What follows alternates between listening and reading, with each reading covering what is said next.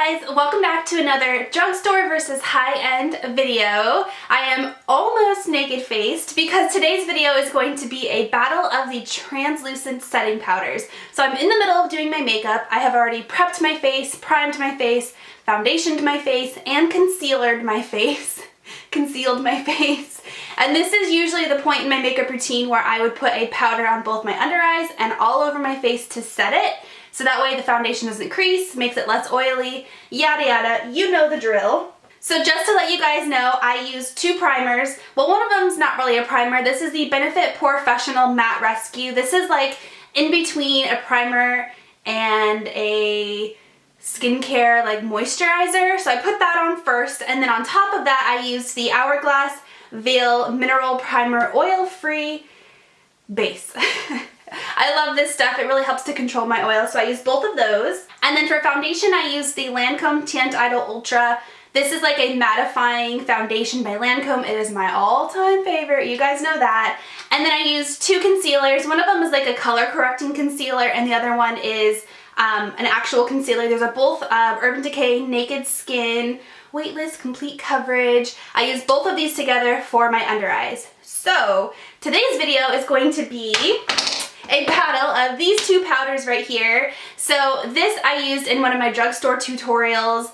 I don't know if that'll go up before or after this video. I think that'll go up before, so I'll link it down below. But this is the Maybelline Master Fix Setting Perfecting Loose Powder. It's a translucent setting powder. I used this to set both my under eyes and my face in that drugstore tutorial, and I actually really liked it. It gave off a tiny bit of a white cast, but it's really not that bad or that noticeable at all. So you can see it's just a little bit of a translucent powder there.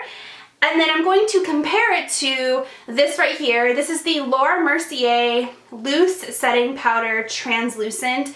This stuff, you guys know, is like all over the beauty community right now. People love it. It is like a cult favorite. I have to be honest, I've actually never tried it before. I bought it at Fame Expo almost a year ago, and I've never tried it. It's been sitting in my little drawers over there. So today's gonna be the first day that I use it, but I have used the drugstore one over and over again.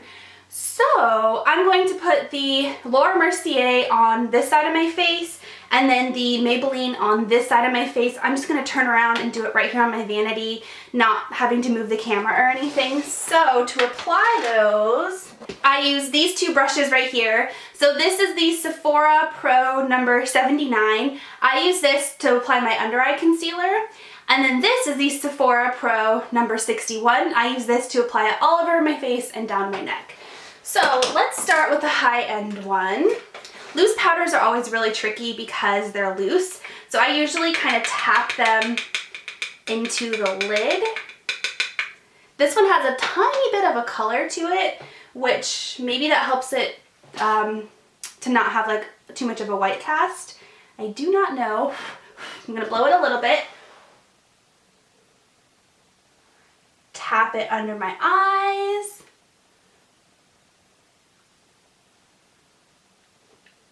Okay, and then I'm gonna go in with the bigger brush and apply it to my whole half of my face. Okay, so first impressions of this, I really like it. I'm not surprised, everybody loves it. So you can see zero white cast whatsoever. It actually just kind of mattifies my skin, makes it look more like seamless and pretty airbrushed. There we go. So now I'm gonna go in on the other side with this Maybelline one. So same thing, under eyes first and then all over.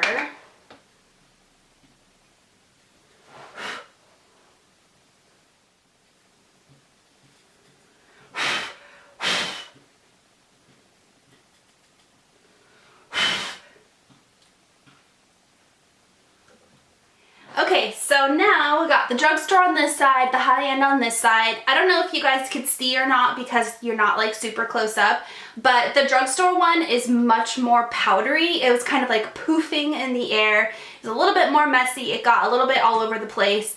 It does give off a tiny bit more of a white cast. So here's the drugstore side. Here's the high-end side. You can't really tell too much. I mean, it's not super noticeable. People aren't going to be like, wow, are you wearing something on the opposite side of your face? It's different. but it is a little bit more white as opposed to completely translucent. You can see both of them did not change the color of my foundation. It looks pretty much the same. So I'm gonna go ahead and do the rest of my makeup, do my hair, get ready to go. I have a couple of errands I need to run today. I'm gonna film a couple of videos. I'm gonna go to lunch with a friend. So it is currently, got my Fitbit on, 11 o'clock. So I'm gonna do everything else and then I will check back in with you guys. We'll see how it's working so far. And then I'll check in a couple more times throughout the day so we can see which one is still controlling the oil and yada yada. You guys know the drill, so I will check back in with you in a little bit. Okay, so I finished all my makeup. It's now 11:45, so it's been 45 minutes. Not a whole lot of time at all. But remember, this is the high-end side. This is the drugstore side. It could just be the lighting, and of course I have highlighter here, so that's what the shine right there is on both sides. But, no wait, this is the high-end side. This is the drugstore side. Left side is high-end, right side is drugstore. Okay, it could just be the lighting, but I really think I like this side better so far. You can't really tell too much of a difference, to be honest. I did want to take a look at the creases in my under eyes just to see, like, okay, does it do well at setting concealer? And both sides, this side, so this was the drugstore side, this one's a little bit more cakey looking, I think, whereas this one's a little bit more kind of seamless and airbrushed looking. But everything else pretty much still looks the same. So I'm gonna go about my day. I have a couple of videos to film and then I'll check in with you guys a little bit later. But so far, I mean, the difference is very, very minimal. You can't really even tell. Let me turn the light a little bit closer. You can't really even tell the cakiness for the under eye. Other than that, they look pretty much the same. All right, guys, so it is now, what time is it? I forgot my phone, but I have my Fitbit on right now. And it's 5:59, so it's just about 6 p.m. So I've had the powder on my face for 7 hours. That's a pretty long time. And let's see how it worked. Okay, so remember, this side was high-end, Laura Mercier. This side was drugstore, Maybelline. So let's see, I haven't really even looked. And just so you know, I've been out and about all day. I was at the mall, I walked 10,000 steps. I wasn't just like chilling at home all day. So let's see. They look pretty similar. My mascara or something is smearing under my eyes really bad. They look fairly similar. In fact, the high-end side, I look a little bit more shiny. My nose is a really good indicator. So there's the high-end side, here's the drugstore side. I think the drugstore side actually did a much better job of controlling my oil, surprisingly. So that's interesting. Yeah, less shiny, more shiny. As far as like cakiness goes, I still think the drugstore side looks a little bit more cakey under eye wise. And that's because I applied more under my eyes for both drugstore and high-end than I did all over my face. But the drugstore side definitely looks a little bit more cakey. This one looks a little bit more natural. But I think overall, you really can't tell the difference very much. In fact, I almost prefer the drugstore one over the high-end one. This is more of like a natural finish, but this is definitely more of a matte finish, which I prefer. So there you have it.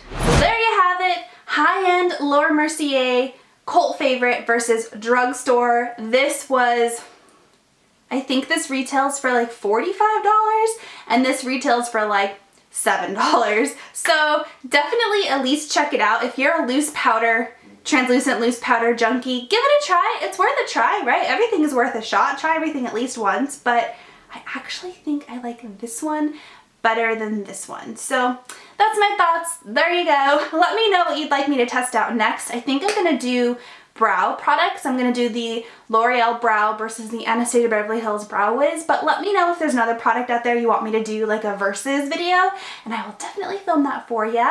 Thank you so much for watching, and I'll talk to you next time. Bye.